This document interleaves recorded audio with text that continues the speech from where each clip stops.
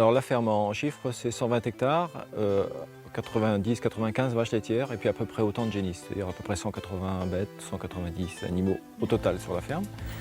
Et puis en termes de culture aussi, voilà, les 120 hectares, il y a 100 hectares d'herbe et 20 hectares de céréales.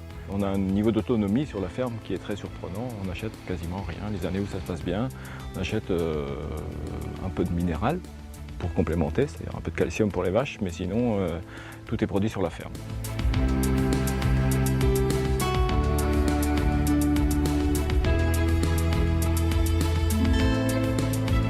Pour la partie transformation, c'est vrai qu'il a fallu beaucoup de réflexion. C'est toujours issu des années 95 où on nous a promis la mondialisation pour l'agriculture finalement. Et en fait c'est un peu pour tourner le dos à la mondialisation au sens classique, c'est-à-dire par la baisse du prix.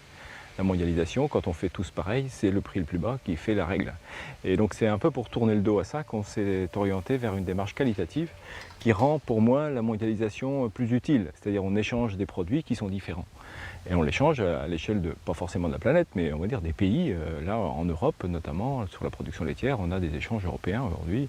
Et hier j'ai parti des fromages vers la Suisse, voilà, on est pourtant tout petit producteur et pour autant voilà, on est déjà hors des frontières. La fromagerie a été faite pour faire du camembert, c'est surprenant. Alors c'est du camembert de Normandie, d'appellation d'origine protégée. Et nous avons voulu marquer notre différence en essayant de retrouver la recette initiale. C'est le caractère fermier, parce que le fromage est petit. Il fallait aussi retrouver l'agriculture biologique, c'est-à-dire probablement avant que le bio existe, c'était bio. C'était bio partout. Et donc il fallait que ce soit bio. Et puis l'appellation d'origine protégée qui tourne autour des 4 arguments que sont la vache normande, le pâturage, le lait cru et le moulage à la louche. Bien sûr, ces 4 arguments étaient pour nous évidents. Mais ce qui fait notre différence, c'est que nous sommes les seuls à pratiquer ces 3 signes officiels de qualité.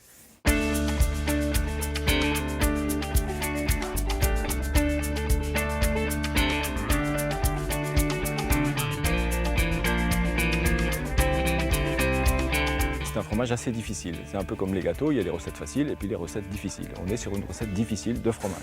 C'est pour ça aussi qu'on est autant demandé.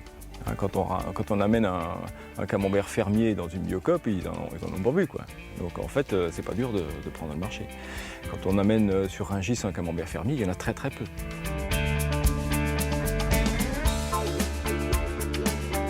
Donc en fait, on a fait 100 fromages semaine pendant 3 ou 4 semaines, puis après 200, 300, et aujourd'hui on est à 1200, 1500 fromages par semaine.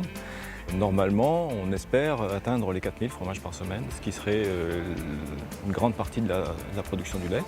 Ça, c'est vraiment l'objectif.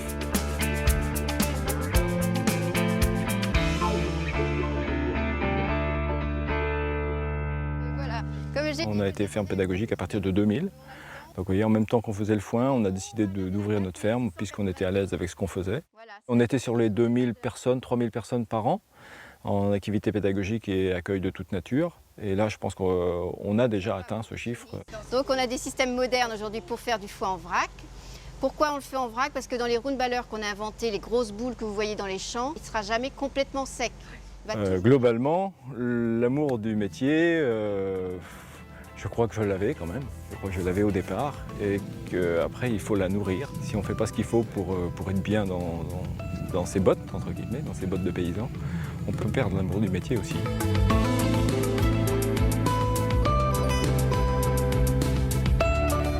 Nous sommes très fiers d'avoir remis cette recette de camembert de Normandie à une notion de vérité qui n'existait plus. Et le final, c'est de retrouver le goût initial du produit.